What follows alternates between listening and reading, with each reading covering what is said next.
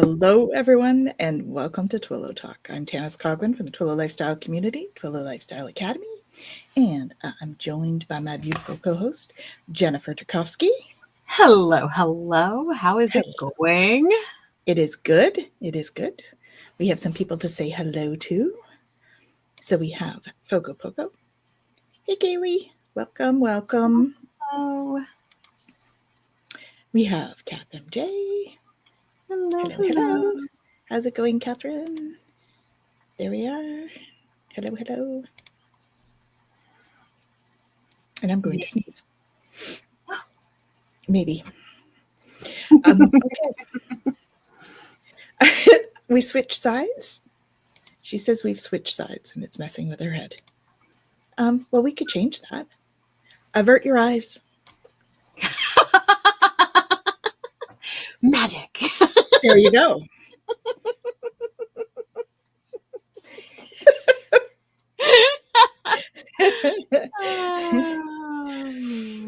Yes, yes. Hello, Kelly. Welcome. Hello. Welcome. I'm glad. We aim to please. Yeah. So other than the bit of dissonance around which side of the screen we were on, how's everybody feeling? She says she's a creature of habit. What can I say? Fair enough.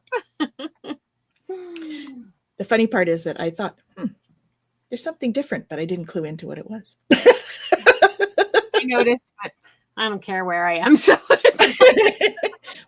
it's not a real concern for me, but I was just like, I thought maybe it was because it was Monday. I was just feeling out of sorts. That happens too. Right. Well, maybe it's the space weather. What do we got going on? Yes, it could be, actually. Here we go. We've had a couple of M-class solar flares there in the last few hours. And so that's something to watch for. We've had 3 here. And so that, of course, we're going to feel that, right? The biggest one, of course, is an M5. So not too bad. If we go to our auroral KP index, we'll see here we're pretty stable in that. We've had a few sort of ups in the last couple of days, but nothing out of the green, which is, fairly comfortable when we look at it that way. And of course, we have our ad. This is our Schumann. The ad always comes up, and it's, yeah. Anyway, so we've had a few little spikes here. You can see yesterday was pretty chaotic here. We're back down to, just sort of one little spiky area today. So, but we were probably definitely feeling that yesterday. And we're at a power 17. This would have been up around the 30s and 40s in here with that kind of behavior, I would say. So that is where we are at with our space weather. Awesome. Our energy forecasts.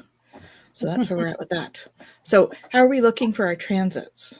And I'm with you. I'm with you, Kaylee. Like, tired, very sleepy, definitely. I think everybody's been having trouble sleeping. So that may be due to that sort of spiky stuff that we're seeing. Yeah. And also just that the energy through this time is, right, things are thin, and they're thin anyway, but they're thinner. And we're, things are coming through. Lots of work in our sleep, which, isn't necessarily new, but feeling it a bit more is potentially a part of that as well. Mm-hmm. Yeah. So we entered into the gate 44 on the 30th or 31st, and then we're going to be here until Thursday. And then we're going to switch into gate 1. So I'll do a little bit of both just to give you guys an idea of where we're at. So we deep dove a little bit more into the gate 44 last week because we were transitioning into it last week. And this is the gate that moves us from the shadow of interference to the Siddhi of synarchy through the gift of teamwork. So the coming to meet. Remember, this is the one that has to do with karmic relationships. And it talks about the energy of the personal manager, right? Who can sense patterns and group dynamics and chemistry between people. It's that kind of energy that comes through with this. And it helps us to, or I should say, it brings opportunities for us to recognize karmic echoes, right? So the idea of being able to see where old wounds or imprints are shaping kind of where we are right now.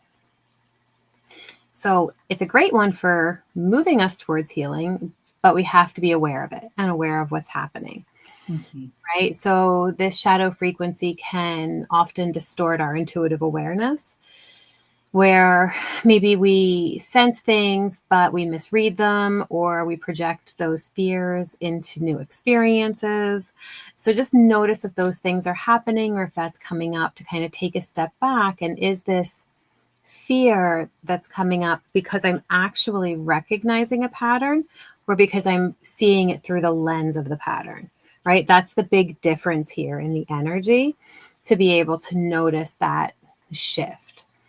If it is actually that I'm recognizing the pattern, intuition's going to go, hey, we need to notice this, right? But if it's just that I'm putting that lens on, then there's some healing there to do. And so it gives us an opportunity to notice it. I think understanding the difference is key with that. Absolutely. Not always easy, but if you can, it's helpful. Yeah. Well, and this is the thing, right? Because the gift of this, that gift, teamwork, I like how Richard puts it, the art of right relationship, the ability to see what is true and truly connected for us, right? Intuitive intelligence. And so it's about knowing instinctively kind of who fits in our field and who doesn't, and being able to bring more awareness to that, right? So I know last time we talked a little bit about how it's, it's not forcing collaboration, but it's all about alignment.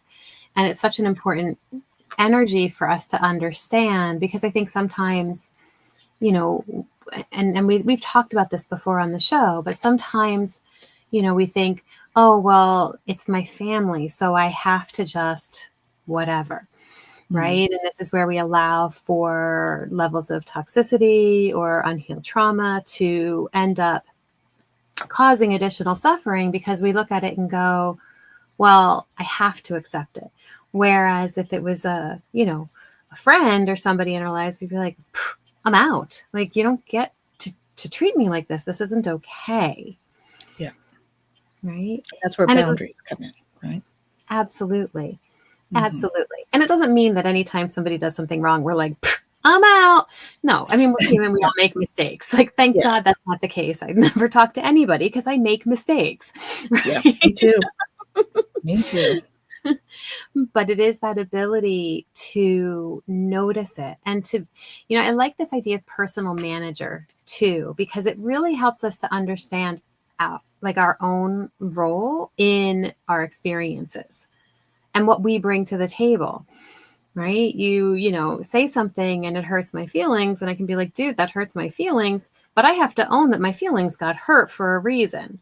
I owned some part of that, or I wouldn't care. Yeah. Right. That's so right. we do recognize that ability to kind of, and it's not a simple one. We have to learn how to take that responsibility without taking ownership for everything. Right. There's a fine line there in I'm going to take what's mine and I'm going to leave what's not or give back what's not. Being able to really be able to notice this aspect of what just transpired. I take full ownership of that. This aspect of it, I don't. Right. And that's hard to know, and it's hard to do, especially if we're in perfectionist people pleasing mode. Yes. And that's that old, we're not responsible for anybody else's actions or reactions, but we are responsible for our own actions and reactions. Right. Yeah. That's where that comes from. Yeah. And as we step into that energy, the body, I like how this idea of like becomes a sensitive instrument, right? Like it begins to be able to read the frequencies. Like it knows, do I resonate here or do I not resonate here? Mm-hmm. Right. And in that knowing, we have the ability to go, oh, okay, I have a connection and I Mm-hmm. want this connection or I don't. Yeah. Yeah, definitely. So that's what we're up till Thursday. Till Right? Thursday. Then we are going Then into we switch. Gate 1. Gate 1 is the creative. It is the spark. It is self-expression and creativity rooted in unique direction. So the gate 1 is that divine masculine energy. It is very much the energy of, well, creation, right? Mm-hmm. What happens with this energy is we move from the shadow of entropy to the siddhi of beauty through the gift of freshness. Right? So this is about the source of creativity itself. Right? Beautiful. So we look at entropy and what Richard really talks about, Richard Rudd, who does the gene keys, what he really talks about here is numbness. Right? This feeling, and it's about noticing the feeling. And that can be really hard when it's numbness. Right? It's hard to realize in the moment that we're numb. And so Richard talks about how this is one of the most widespread shadows because we go through our days like zombies. It's this rote, exhausted, but not fulfilled way of just next, next, next. Okay, I'm done. Right? And because we go through our days without that fulfillment, we're just going through the routine. And this is where the entropy comes in. Right? So can we check in with ourselves and notice, like, am I just going through the motions? Am I just trying to get through the day? Am I aware of it when it shows up? And what can I do to start to lean into the experience of it? And I know that that part is really hard, right? Because we don't like experiencing uncomfortable things. Yeah. And yet it's heavy here. And Yeah. so we have uncomfortable things that come up for us, don't we? Absolutely. Absolutely. Mm-hmm. But when we recognize that, even this entropy, even this energy of that numbness, it's part of our cycles. Mm-hmm. Right? And we go through the cycles, and that's okay to navigate through them, because as we do, we naturally begin to expand again. Right? Yeah. But what happens is if we deny something or we push it away or we hold it down, we end up getting stuck in it as much as we're going, no. We get stuck in it. Yeah. Right. So because it's there and we're not processing it. And so being able to, notice it and go, okay, that's what I'm feeling right now. Cool. All right. What do I need to do to be able to now move or shift that energy? Can I sit in this space of feeling a little bit numb and going, okay, why am I feeling that right now? And am I okay to sit in it? Do I want to shift it? What would shifting it look like? Where do I want to go from here? Mm-hmm. Yeah. Hey, Mark. Yes, discomfort is the path to growth. And he's okay. Good. Yeah. Yeah, for sure. Yeah. So we because have nothing changes if we're comfortable. Exactly. If we're comfortable, it doesn't. So that's the whole thing. And yet it's difficult to change, right? We all have trouble with that as well. So Absolutely. it's always like this push-pull feeling when we have weeks like this, where it's like, okay, we want change. No, we don't. We want change. No, we don't. Right? We go through all of that. Yeah, So, absolutely. I was actually just talking about that, that idea of, well, I was talking about secondary gains and losses, which are all of the things that change when we change something, right? Because nothing happens in a vacuum. So the moment that we change something, it changes a whole bunch of other things. And so even though we might say, oh, yeah, I'm ready for change, when we look at the exponential shifts that are going to happen from that one little change, we go, oh, maybe I'm not quite ready to change all those things yet. yeah. Yeah. I think that's what people, like, ooh, okay, wait a minute. Wait a second. Is this something that I want? Is it change? But I mean, we have to keep moving forward too, in terms of our evolution and our own growth. So yeah, it's that push-pull, right? Absolutely. So we've had a few people come in. Yeah, let's say hi. We have. Oh, RV. Awesome. I think you might know this person. I think that might be Morgan. Oh no, hi Mom. It's not RV is Morgan. Reagan. I didn't think Reagan was watching. Reagan, you're watching. That is awesome. I wouldn't have even thought of you, but of course, ORV, it's got to be you. I was like, I don't think this is mine. I just assumed there was a Grace in the car, but no, that would make sense. Yep. Awesome. Hi, Reagan. Yay. Okay, no, we're not doing readings today, baby. And she says, awesome, thank you. Because Kaylee told her that. Yeah. Friend crossed over yesterday. So sorry, Hypnicity. Sending lots of love, Hypnicity. Sending you lots of love, Nalini. It's happening a fair bit. And then we have Ethereal Moonlight. Hello, welcome.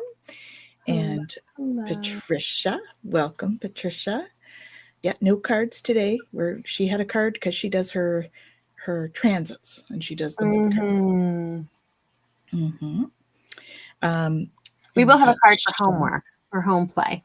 We will have a card for home play. Yes. And we'll be doing another monthly there soon.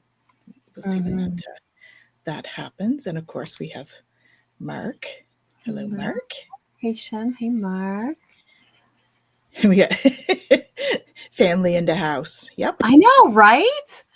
Well, and it's so funny because I know Bean's tag for, the Instagram, and I know Bean's, but not for YouTube. I was like, I don't know.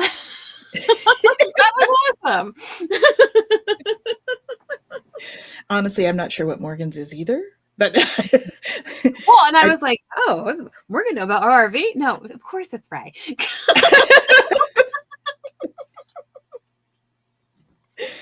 That's awesome. Absolutely. We sometimes have Dawn show up on here. True. If he's watching. True. So yeah, we do get our peeps come and say hello. And then there's our, the chosen family. The chosen family, the rest of them. The rest of all of you are chosen family, right? Absolutely. So absolutely.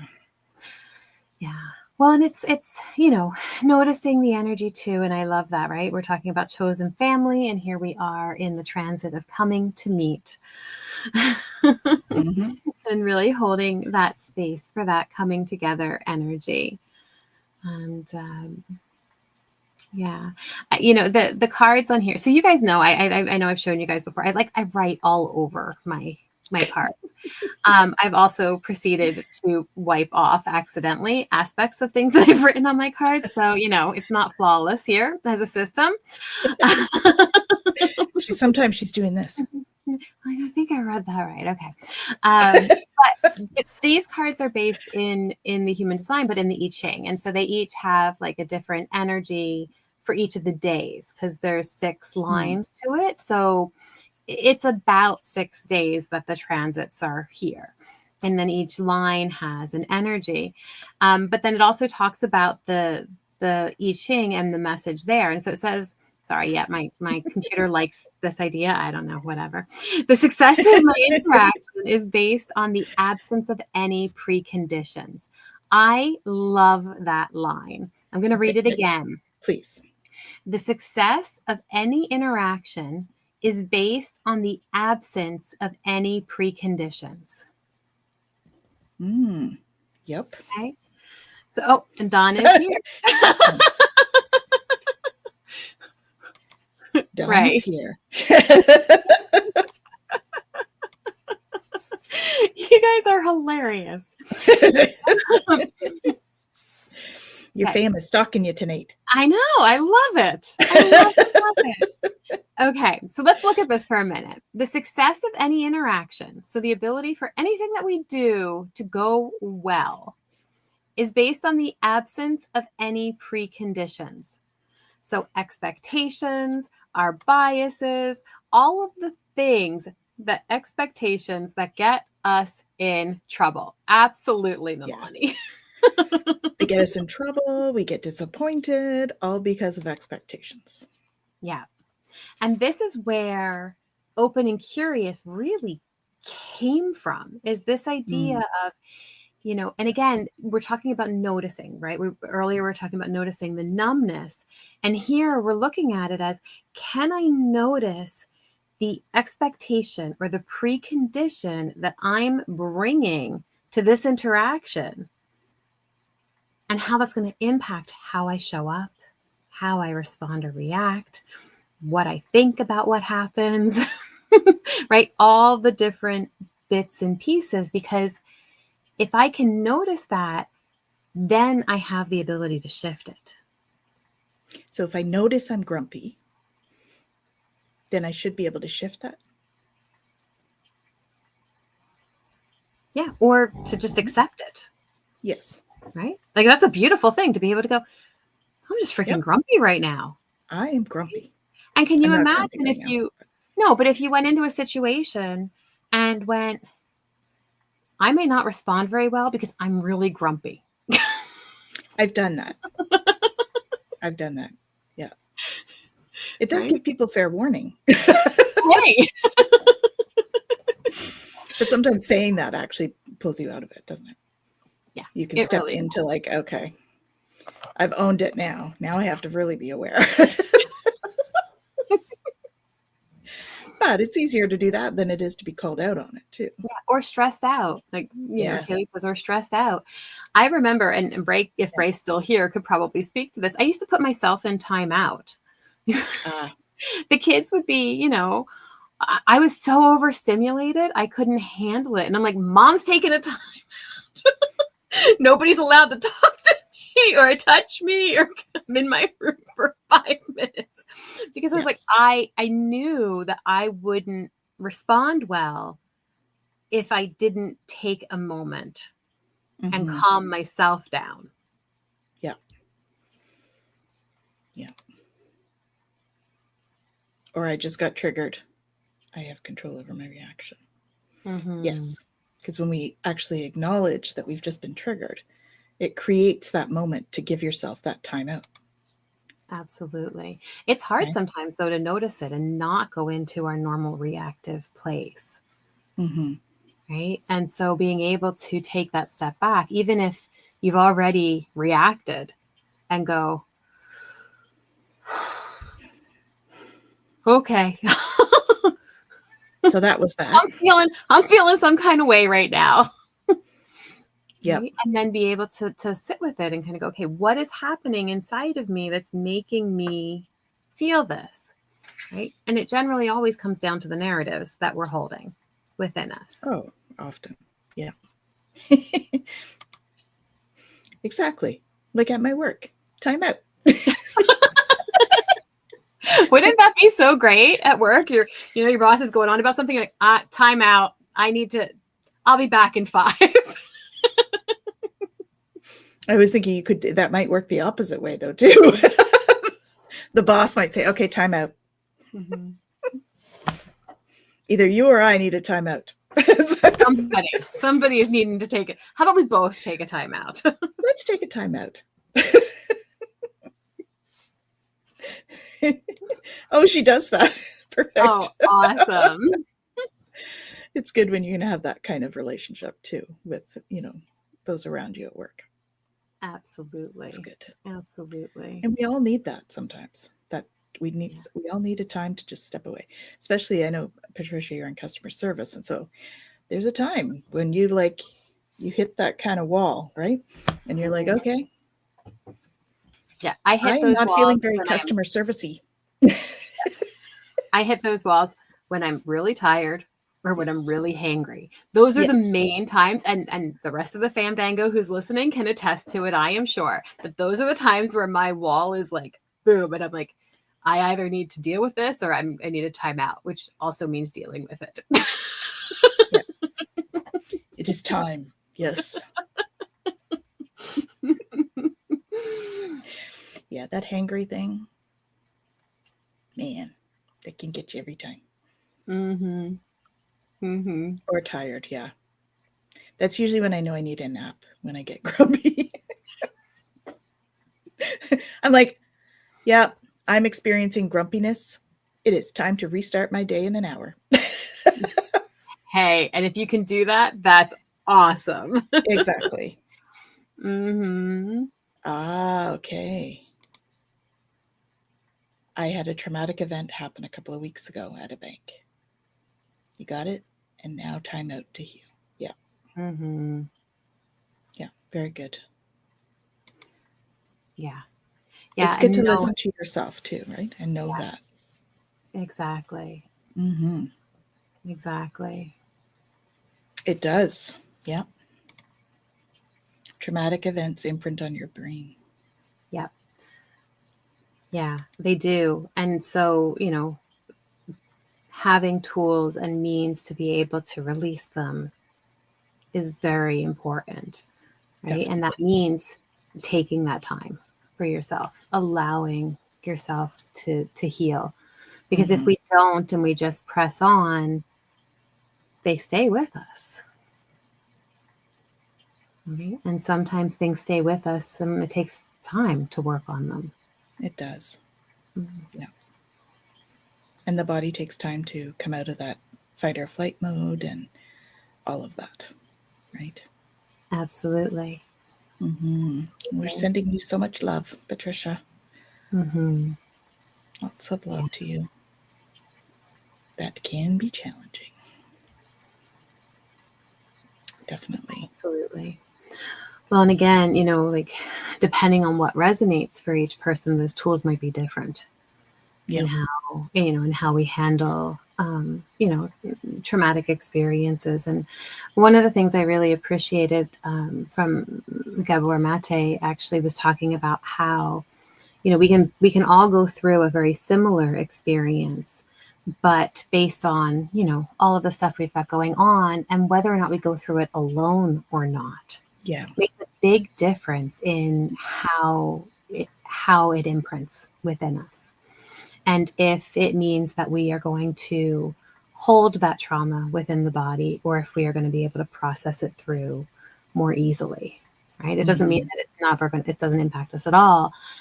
But what, studies have shown is that we go through something and we have a lot of support and community around it and the ability to process it right away, that can really help. Yeah. But that's not generally how we hold traumatic experience. A lot of times we shut down, right? Because that's we retreat, right? How we're programmed. Mm-hmm. My pleasure. Mm-hmm. Mm-hmm. Yeah. Yeah. Yeah. Trauma's a funny thing. And I don't mean ha-ha funny. I mean odd thing, because we never know. We don't know how we're going to react to it either, really, because you might be fine in one trauma and then another thing comes up. And either it's compounded the other trauma or it's something totally different and you're not quite sure how your body's going to react around it. Mm-hmm. Or how your emotions are going to react around it. And sometimes they don't seem similar to something in the past, but they actually are. Like there's a similar energy to it. Mm-hmm. Do you have dogs creating trauma? Well, they have. But no, I think that my crew who was watching earlier just came through the door. So, um, but yeah, and it's interesting too when we look at this, like, so one of the tools that, you know, I use like EMDR, eye movement desensitization reprocessing. I use OEI, which is observed and experiential integration, both of which work with the eyes and bilateral stimulation. And what's fascinating is that the science shows that we do hold trauma in pathways in the eyes. Mm. And so noticing that and working with that. So you're talking about how like one thing can impact the other. What is incredible is that we can be fine. And you know how people say like with PTSD and stuff like that everything will be okay. And then all of the sudden they're right back in it. Yeah. When we have a trauma pathway that's been imprinted, we might just look and go, and that immediate visual remembering brings us right back into the physical remembering, and we go back into that trauma response. And we don't understand what just happened. And because the brain needs to have a story, it needs to understand. And so it puts the story to it. And then all of a sudden now we have a new traumatic experience that maybe really wasn't. Because it's trying to figure out why the nervous system just did what it did. Right. Yeah. Right. And then that becomes another filter. Exactly. Yes. Like a photo in the newspaper. Yeah. Absolutely. It's a process for sure. It's triggering. Yeah. Mm-hmm. Yeah, that is it the EMDR you've used with me? I think you used something like that on me. The OEI we did with the eyes and the checking in and all of that. Yeah. It's incredibly powerful. Yeah. Definitely had some releases for sure. Mm-hmm. Yeah. Yeah. It's very cool. Yeah. It's, you know, and it's an interesting thing too, because we often, especially when there's like compounded trauma or early trauma, what ends up happening often is that we begin to identify with it. And so that trauma becomes part of like who we are, right? So being very mindful of that, especially if we have like a single experience trauma, right? To not go into that identity of like, I'm a victim of this. Yeah. And I know that that's really hard because trauma is trauma, right? It's a very difficult experience to go through. But one of the other things that Gabor has talked about is that it's trauma when we stay in the victim place of it, right? But if we move into the survivor place of it, we're able to begin to shift, right? 'Cause we're not living in it in our mind anymore. But again, that's part of the work and part of the processing that we need to do in order to make that shift. My dog is having a difficult experience around a bone. Yes. Yes. That's what I was smiling at while you're talking about trauma, by the way. It was I could hear the dogs in the background, just so people don't think I'm being insensitive. No. Well, animals are such a great example of this, right? Because they're very much like routine, and what they've experienced dictates how they move forward, right? And so he knows that he's the slowest bone eater out of the crew. And he has had that experience before where he's chewing on it and they try to get it. Yes. So now it doesn't matter that he's laying in here with the bone and they're not even in the office with me. He hears them walking and starts to growl because he knows, because he has this memory. That's a don't you dare come in here and take my bone. After You're not allowed to take my bone. Yes, right? The dog is in trauma. Okay, Sebby, stop, buddy. But it is that same kind of idea. Like, I'm simplifying it big time. Of course. But it is that same kind of idea, because we do that, right? We put it right through our filter. And instead of having a new experience, we have the same one. again and again and again. Yeah. And I think this is often kind of what we do, right? We leave our body, spirit took over for protection. It's kind of, Mm-hmm. I guess, in psychological terms, would that be a bit of a disassociation? Is that what that Yeah. would be? Like, what is that compared to just Yeah. So, spirit? a dissociative moment where, whenever we dissociate, it is a protective mechanism. That's why it happens. And so, and it's interesting because everybody thinks about dissociation as it's just bad, but it's not. No, it's for a reason. Like, there's a continuum. Actually, I'll show you guys. I'm going to see behind the curtain. Get to see behind the curtain for a minute. It's like a messy, messy bookshelf.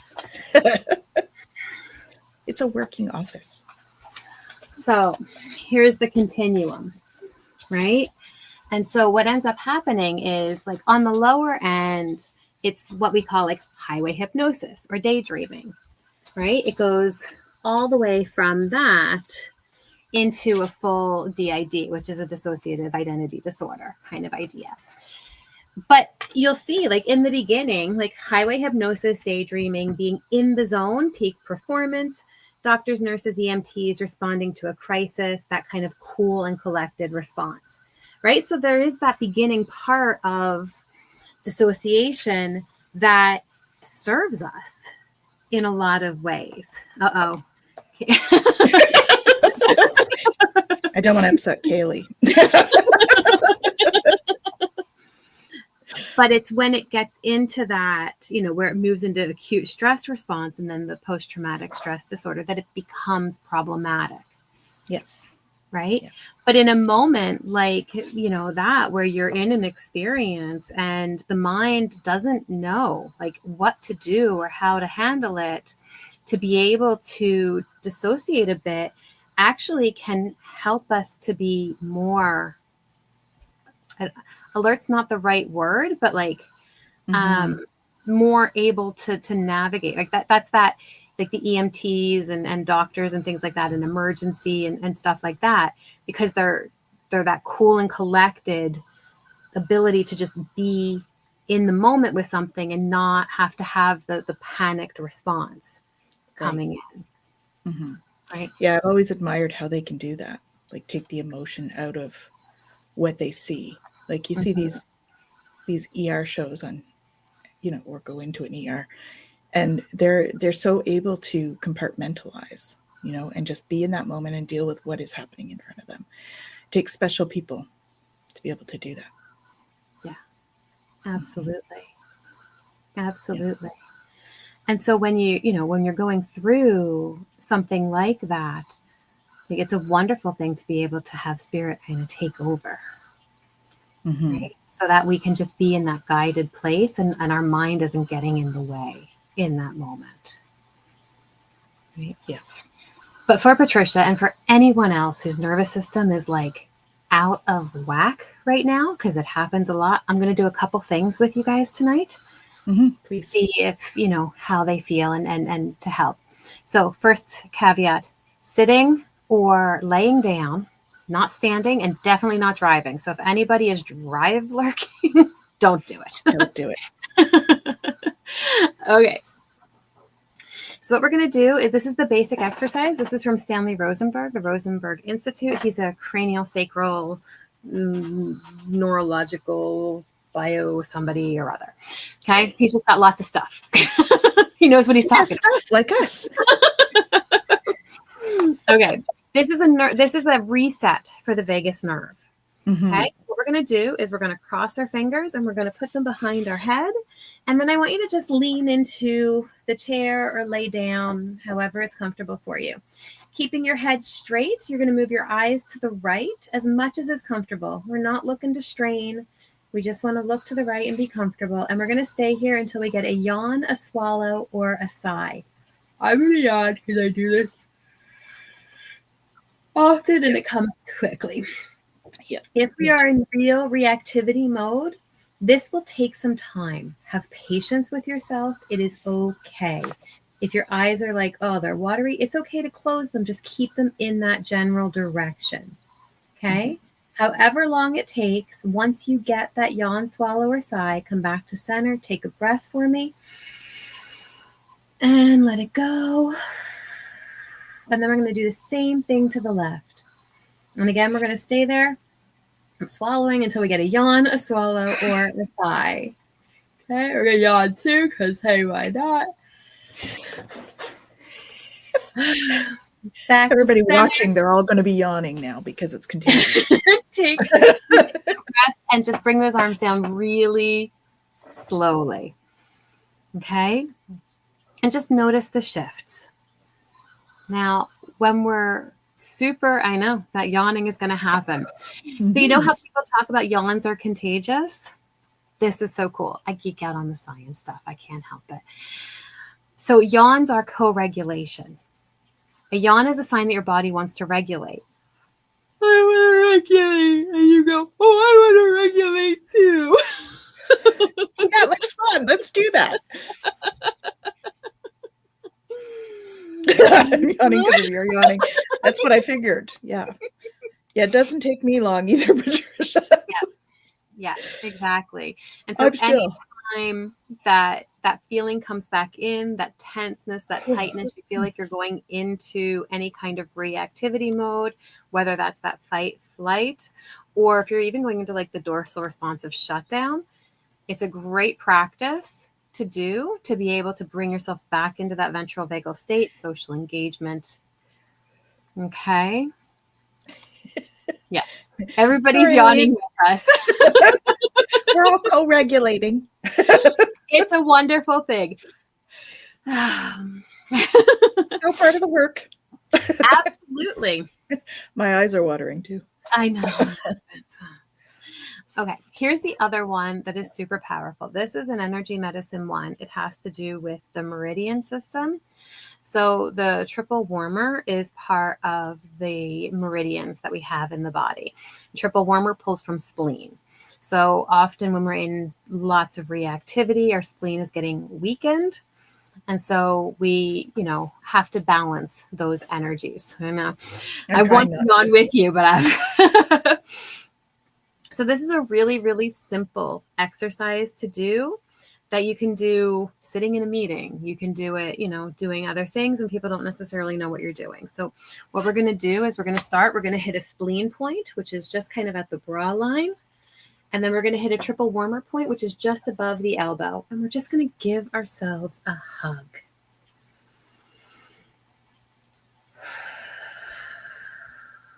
Breathe into that. You can rock however you want to with it. Triple warmer loves to be rocked. Right? And just allowing yourself to settle into that with a few breaths. And then we're going to switch.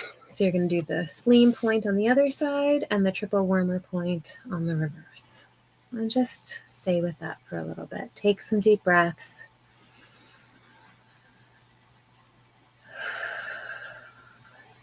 And just see how that feels, right? Let yourself kind of just calm into it. What's going on for you over there? Just try not to yawn.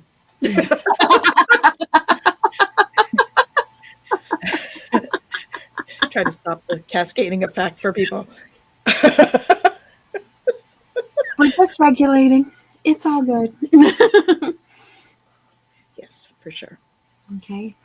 Simple ones, the end of triple warmer between the pinky and the ring finger, right? This is the gamut spot. If you're into doing the tapping with EFT or TFT, you can tap it, you can rub it, just kind of massage it. There you go. You're going to yawn again. It's all good. It's all good. It doesn't matter which side you do it on. It doesn't matter if you tap or rub it, or just put some gentle pressure on there. Okay, the idea is just to stimulate that, and it really can help with bringing down the energy. Yeah, the burp thing happens. That's us just processing energy, right? Mm-hmm. Absolutely. Yep, definitely. Feel some lightheadedness. Okay, so just ground, right? Imagine roots coming out your feet. Yeah, that lightheaded can happen. That's why I was saying with the basic exercise, we don't ever want to be standing or not.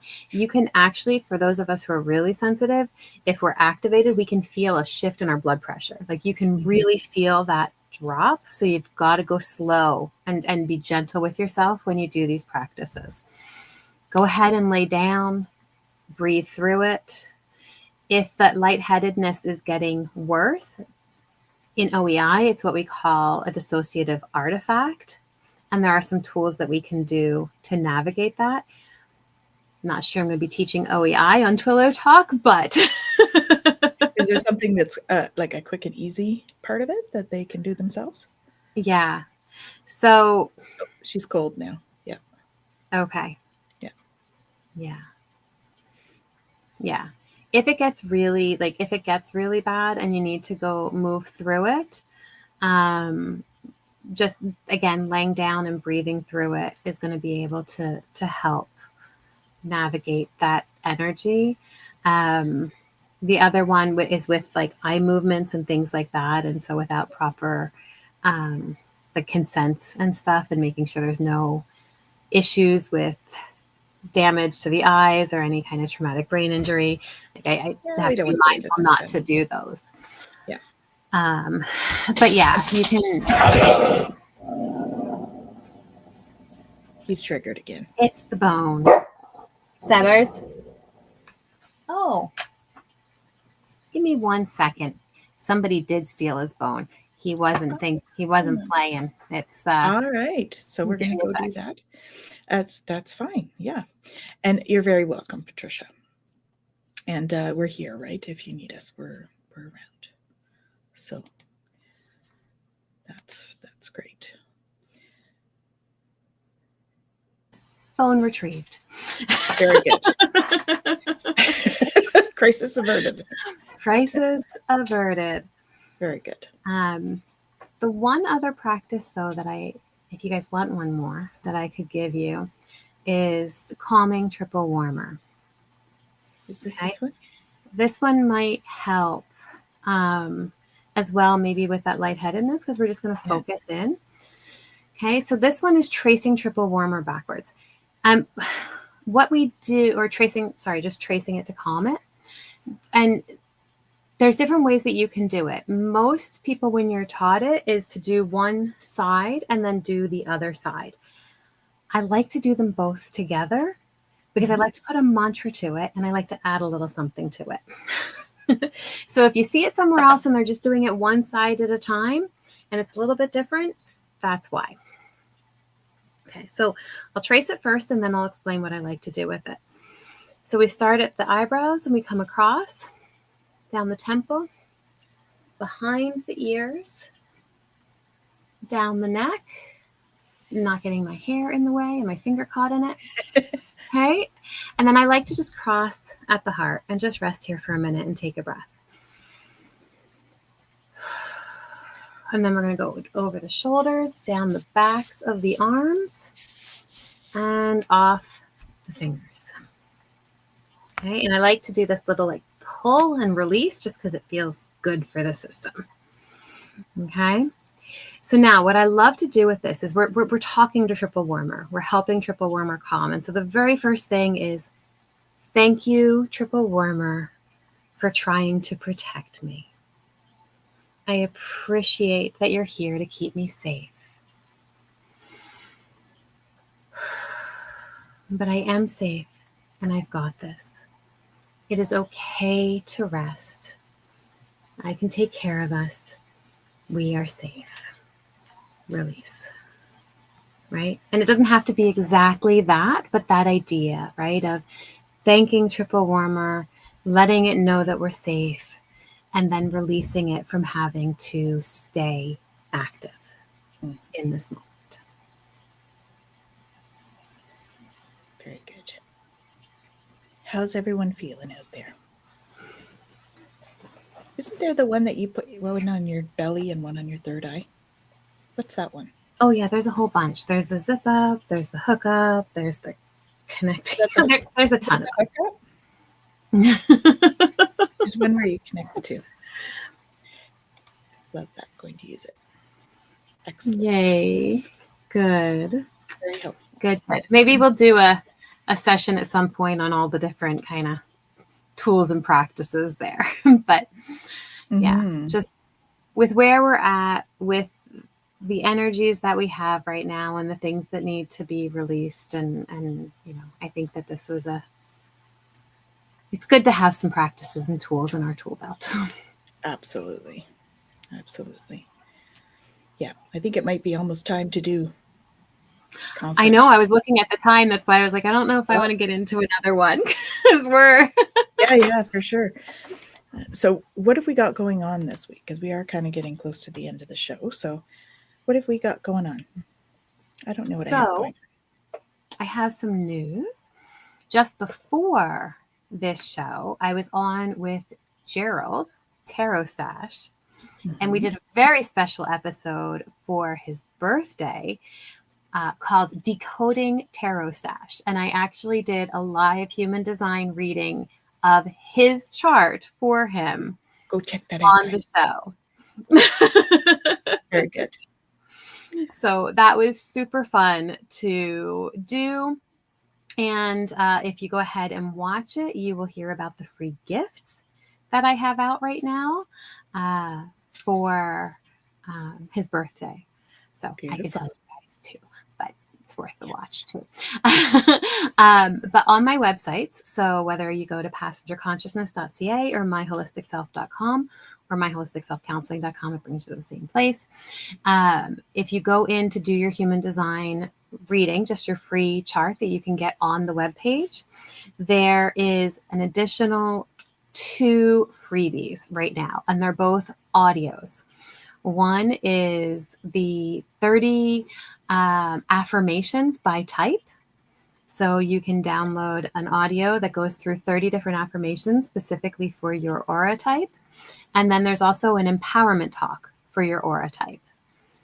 So cool. Those are both there and they are free at the moment. They'll be free for the week. So go ahead and grab those while you can. I mean, you can always pay for them later, but you might get them free while they're free.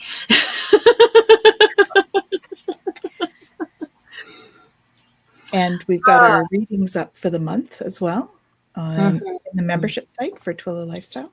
So if you haven't already signed up for a membership, please do so, and you'll get monthly reading for the collective in there of 22 cards. Jen and I do it every month. Okay? Mm-hmm. Absolutely. Yeah. So of course, yeah.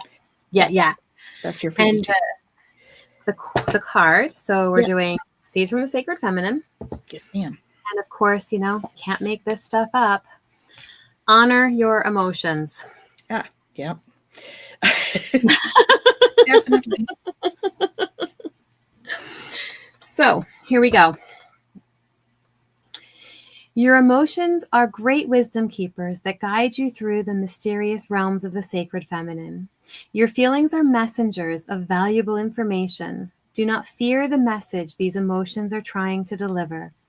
They are not trying to harm you. They just want to be felt. In your world, you have been trained to push your feelings away, and this has caused great imbalance. Your feelings are sacred. Honor them and know that it is okay to feel hurt or angry. The emotional body is often misunderstood and needs your light to shine into the darkness. Because some of your emotions are painful, it is easy to be afraid of them. Feelings seem to come unbidden and unpredictably in any given moment.